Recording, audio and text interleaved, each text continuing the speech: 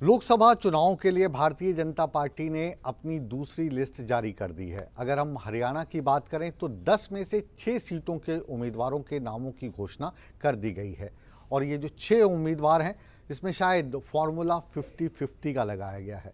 50-50 से हमारा तात्पर्य है कि 6 नामों में से 3 नाम ऐसे हैं जो पहली बार इस चुनाव के मैदान में उतर रहे हैं और 3 सांसद ऐसे हैं जिन पर भारतीय जनता पार्टी ने दोबारा से भरोसा जताया है। ये 3 पुराने चेहरों को जो टिकट दी गई है ये कौन है और जो नए 3 चेहरे हैं वो कौन है, देखिए हमारी इस खास रिपोर्ट में।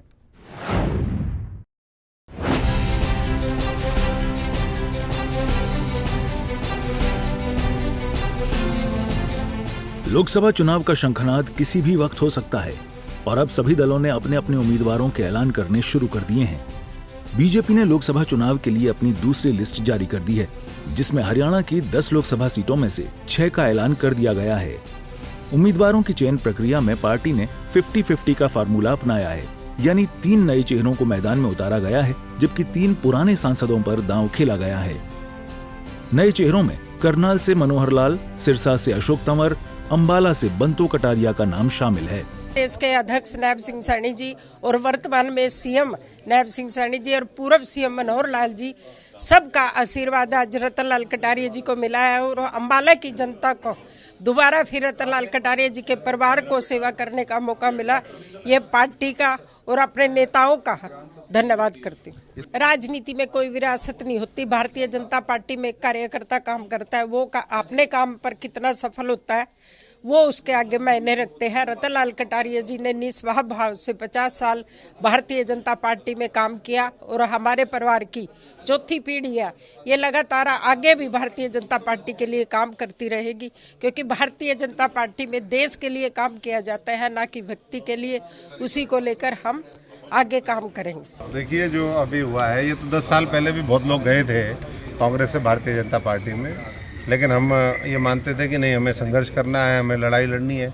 लेकिन जब मैंने देखा देश के लिए संघर्ष करने वाले लोग ही नहीं हैं, देश को तो लूटने वाले लोग हैं। 10 साल की ये जो पीछे की गाथा है, अगर मैं उसको बहुत विस्तार से बताऊंगा बहुत समय लगेगा, लेकिन मैं इतना ही कह सकता हूं कि आज मोदी जी के नेतृत्व में देश को आगे बढ़ाने की आवश्यकता है।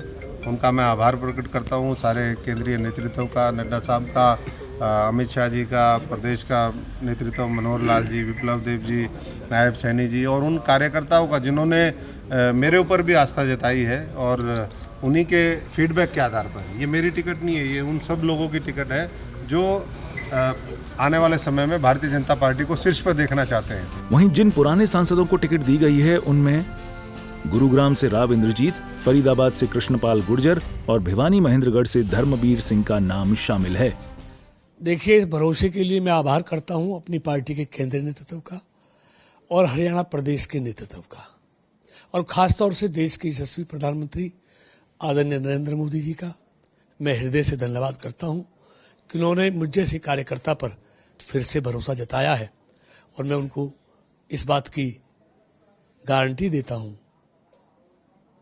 कि फरीदाबाद लोकसभा की सीट पहले से अधिक मतों से जीतकर भारतीय जनता पार्टी उनकी झोली में डालेगी।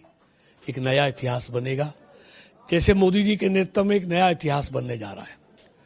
तीसरी बार मोदी जी के नेतृत्व में एनडीए की सरकार 400 पार से जाएगी और भारतीय जनता पार्टी 370 से ज्यादा सीटें जीतकर तीसरी बार मोदी जी के नेतृत्व में सरकार बनाएगी। वोट देश ने माननीय मोदी जी के नाम पर डालना है और जनता बहुत उत्सुक है माननीय मोदी जी के ऊपर के केवल देश को अगर आगे बढ़ा सकते हैं तो मोदी जी बढ़ा सकते हैं। हम तो केवल उनके नाम के नुमाइंदे जाएंगे, हाजिरी लगा देंगे, उनकी बात ऊपर पहुंचा देंगे।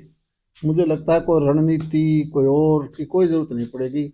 इस बार का चुनाव तो केवल अंतर का है कि पहले से ज़्यादा अंतर कितना हो, यानी पहले 63.50 लोगों ने 2019 के चुनाव में ये वोट दे के कमल के फूल पर विश्वास जताया था। हम ये मानते हैं कि इस बार बढ़ के वो 70% के आसपास जाएगा। बहरहाल अभी 4 सीटों पर ऐलान होना बाकी है और ये देखना होगा कि किसकी टिकट कटती है और किस पर दोबारा भरोसा जताया जाता है। ब्यूरो रिपोर्ट, सूर्य समाचार।